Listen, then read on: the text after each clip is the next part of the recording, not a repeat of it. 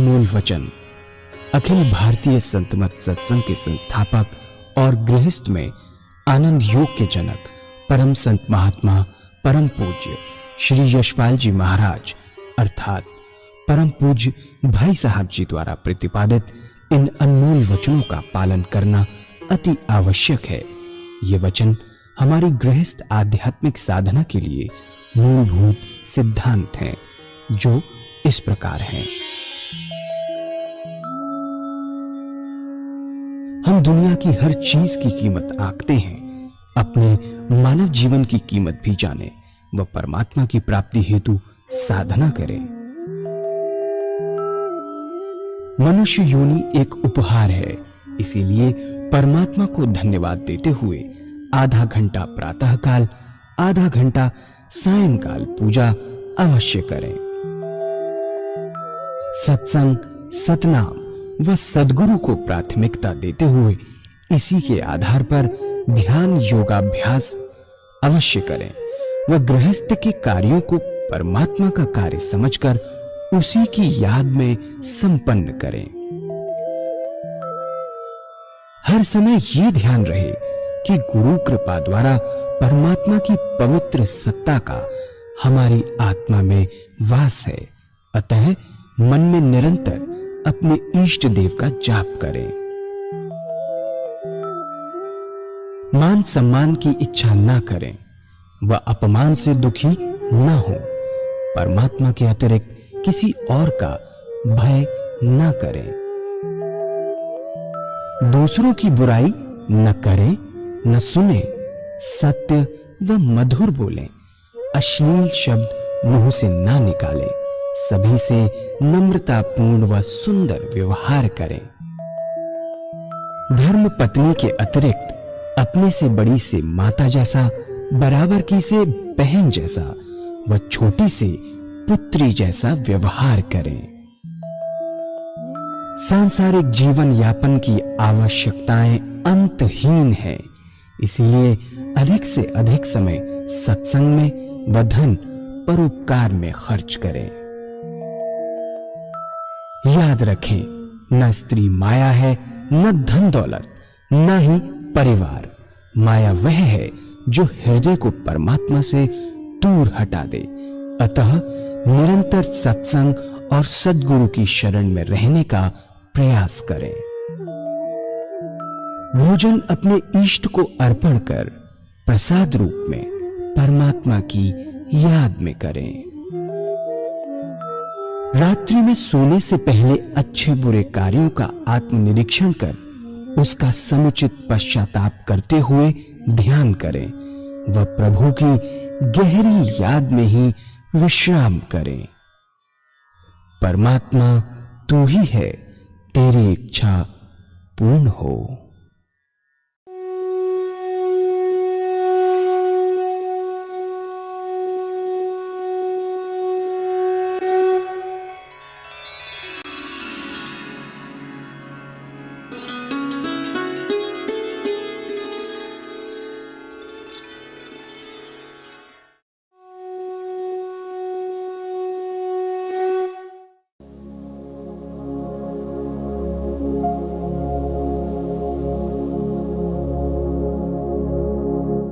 जय सद्गुरुदेव जय पद शरणम श्री स्वरूप चरणों शरणम।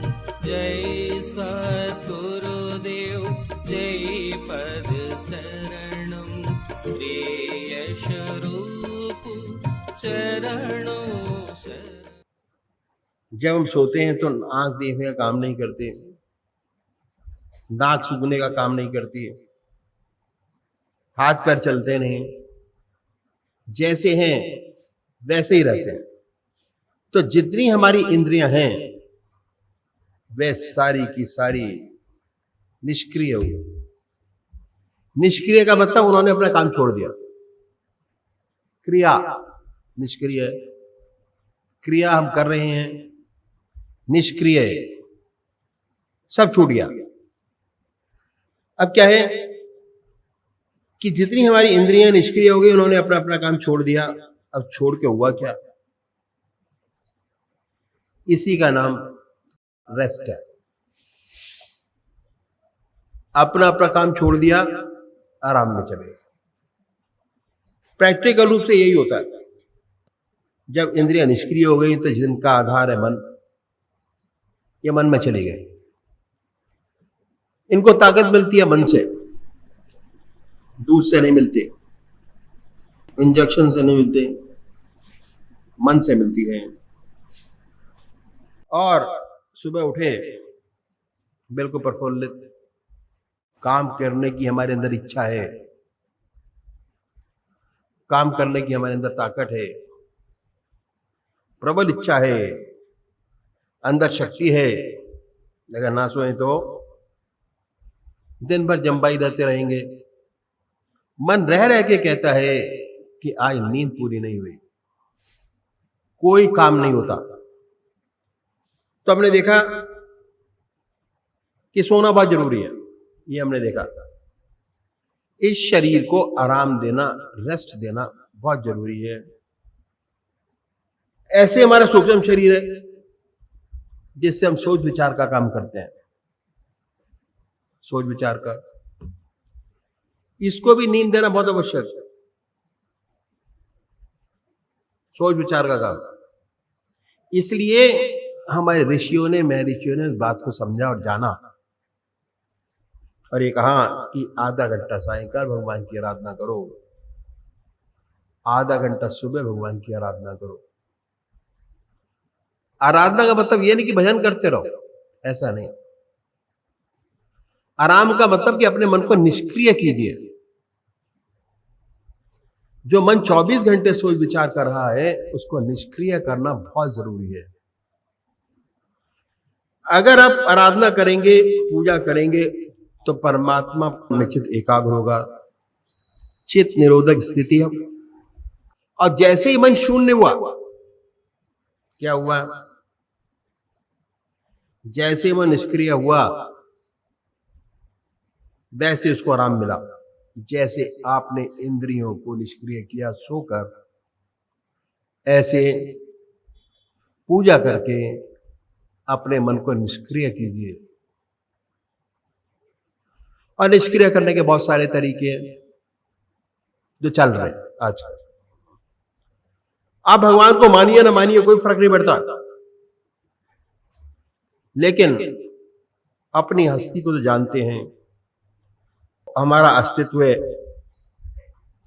और इसका सच्चा विकास करना हमारा फर्ज है।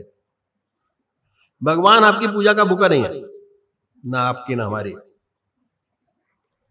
जो कुछ कर रहे हैं अपने लिए कर रहे हैं। सत्संग भी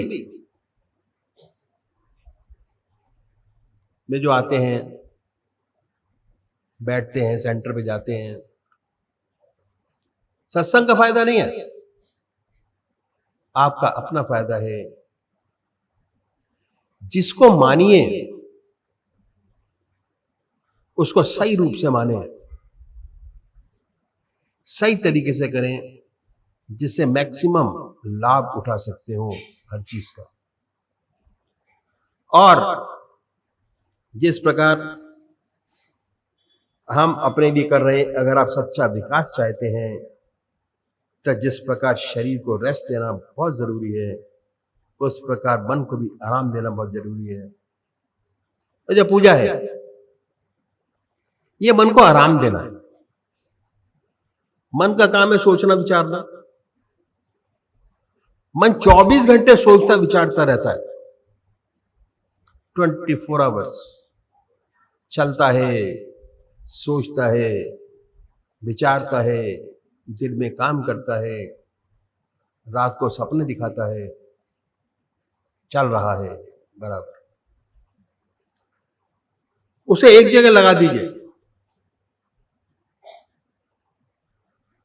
उसे रेस्ट मिला, विचार शून्यता आ गई, विचार शून्य करने की कोशिश कीजिए। एक चीज को जब बार बार रिपीट करेंगे तो मन विचार शून्य होने की स्थिति में आ जाएगा। एक चीज को बार बार रिपीट करते करते आपको लगेगा कि मंत्र चल रहा है, पर विचार शून्यता आनी शुरू हो जाएगी जैसे जैसे प्रैक्टिस बढ़ेगी, और उसका आनंद ही कुछ अलग है जो आप महसूस करेंगे। उसके बाद कितना हल्का फुल्का महसूस करेंगे, कितनी अनुभव शांति और आनंद मिलेगा। आनंद यह अनुभव का विषय है, अनुभव कीजिए। उसके बाद कितने सुंदर विचार आते हैं, वो समस्याएं हल होती हैं जो सारी जिंदगी हल न हुई हो। सारी जिंदगी ऐसी ऊंची शक्ति प्राप्त होती है। सच्चे मनुष्य के गुण आपके अंदर पैदा होने शुरू हो जाते हैं। सच्चा ज्ञान होने लगता है। हम जान जाते हैं कि हम कौन हैं। कौन है?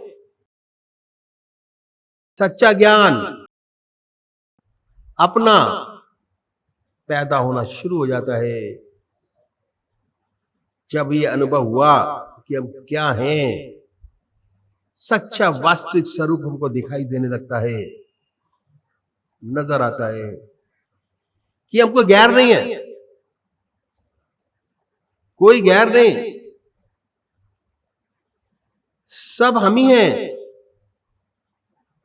जितने ऊंचे संत हुए उनका अंतिम निष्कर्ष यही रहा। महात्मा तुलसीदास जी ने कहा, जड़ चेतन जग जीव जगत सकल राम में जान। सूरदास जी को हर प्राणी में, हर पशु में, लता में, महात्मा तुलसीदास जी ने कहा, जड़ चेतन जग जीव जगत सकल राम में जान। सूरदास जी को हर प्राणी में, हर पशु में, लता में, वृक्षों में भगवान कृष्ण नजर आते थे। ईसा ने कहा कि अपने पड़ोसी को भी अपनी आत्मा की तरह प्यार करो। लेकिन ये जब तक नहीं हो सकता, जब तक ये अनुभव न हो कि हम सभी हम ही हैं। इस अनुभव के लिए पूजा करना बहुत जरूरी है। और पूजा का क्रियात्मक तरीका हमारे संतों ने बताया, जो ग्रस्त में हुए, कि मन को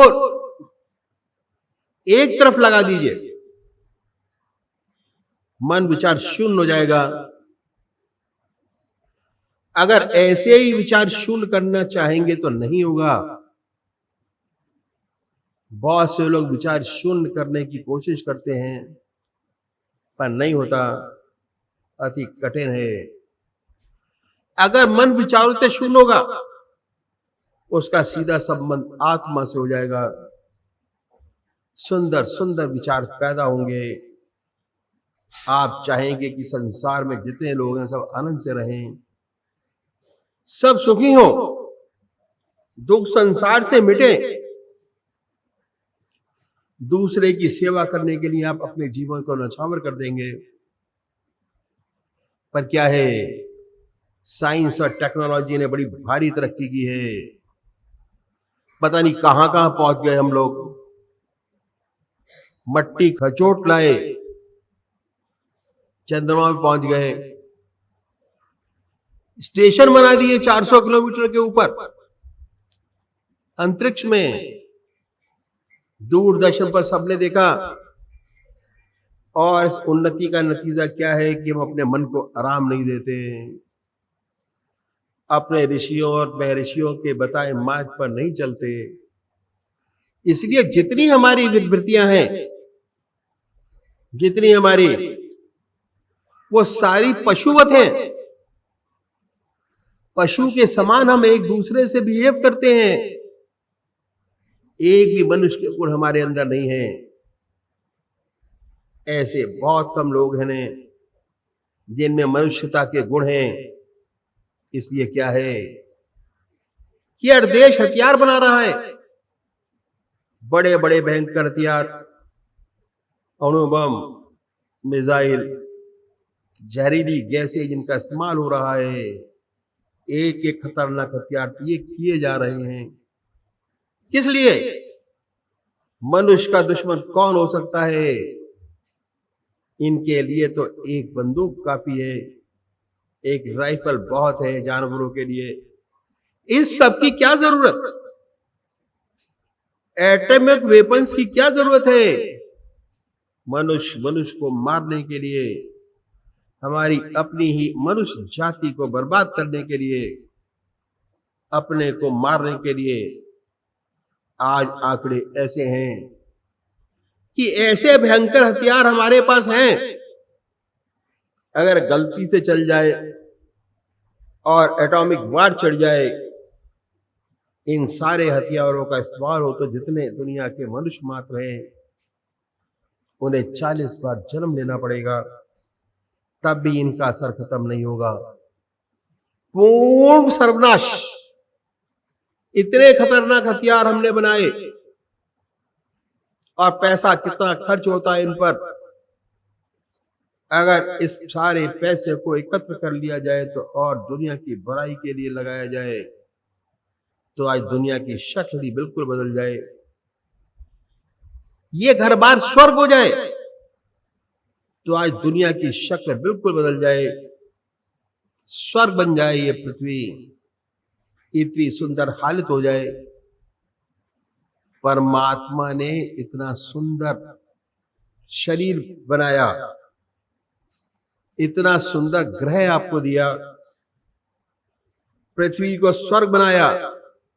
जितने एस्ट्रोनॉट हैं जिन्होंने उड़ानें भरी हैं, कहते हैं कि सबसे सुंदर ग्रह पृथ्वी है, ऐसा सुंदर ग्रह कोई नहीं। तो भगवान ने तो स्वर्ग बनाया है, लेकिन मनुष्य मात्र ने अपनी कटुता से, नीच प्रवृत्ति से नरक से बदतर बना रखा है। आइंस्टाइन ने बहुत सुंदर लिखा है कि जिस बूते पर हम आज चंद्रमा पर पहुंचे हैं या कहां कहां पहुंचे हैं, उसने लिखा है कि मैं नहीं जानता। दुनिया का तीसरा विश्व कैसे लड़ा जाएगा, पर यह पूर्ण रूप से जानता हूं, विश्व युद्ध हुआ तो पत्थरों और डंडों से होगा। सही लिखा है। एक तरफ वार चढ़ जाए और चल भी रही है, चाहे गलती से ही क्यों ना चढ़ जाए, सबका सफाया। दुनिया की बहुत बुरी हालत है, लेकिन सब अपने अपने अहंकार में चूर हैं। मैं बड़ा, मेरा नेशन बड़ा। जो सच्ची मनुष्यता है वह है ही नहीं। उसकी वजह यही है कि हम अपने ऋषियों, मैं ऋषियों के बताए मार्ग को भूल रहे हैं, घर घर में भूल रहे हैं। तो हम देखते हैं कि भगवान हमारी पूजा का भूखा नहीं, अपने विकास के लिए, मनुष्य मात्र के लिए, भलाई के लिए, संसार की भलाई के लिए यह पूर्ण आवश्यक है, बहुत जरूरी है। कहा है कि जब मन को नींद आ जाती है, आत्मा को भी नींद आती है। मन सोया, आत्मा सोई। जब मन को नींद आ जाती है और रूह भी गाफिल होती है, तब मैं अकेला होता हूं और यार की महफिल होती है।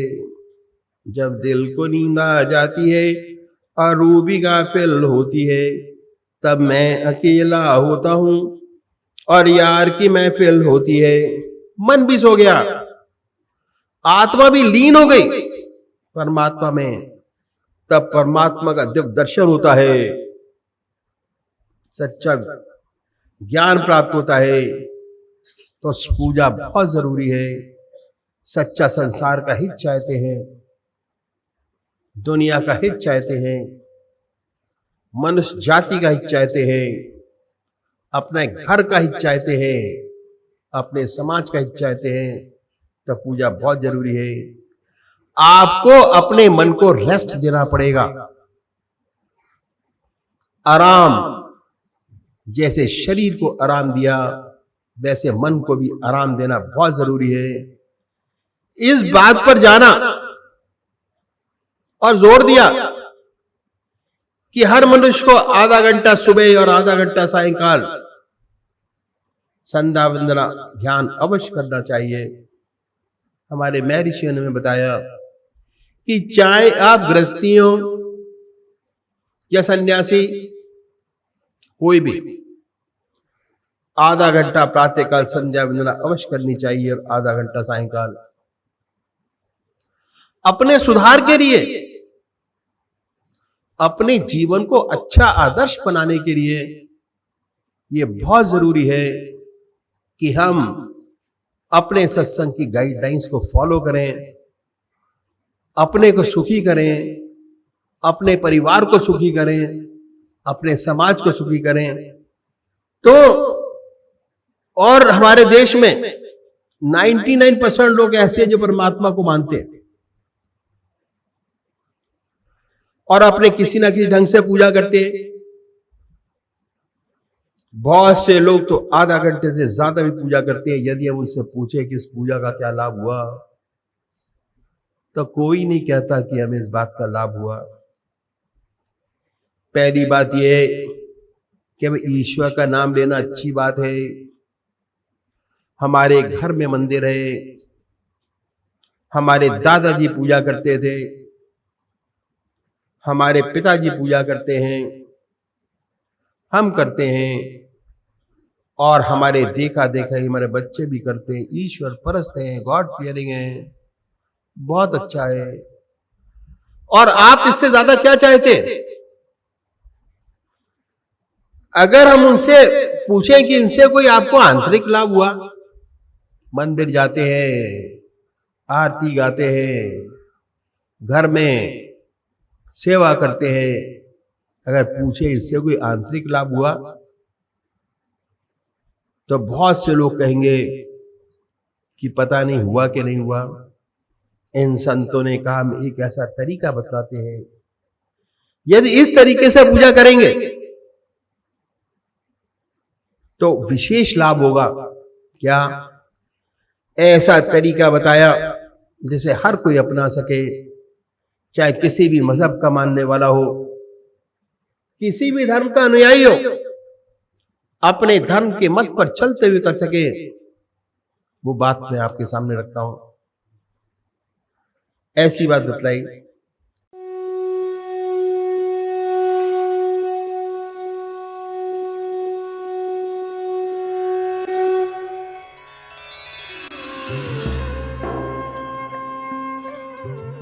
ध्यान योग के कार्यक्रम आनंद योग से निशुल्क जुड़ने के लिए संपर्क करें 9810239677।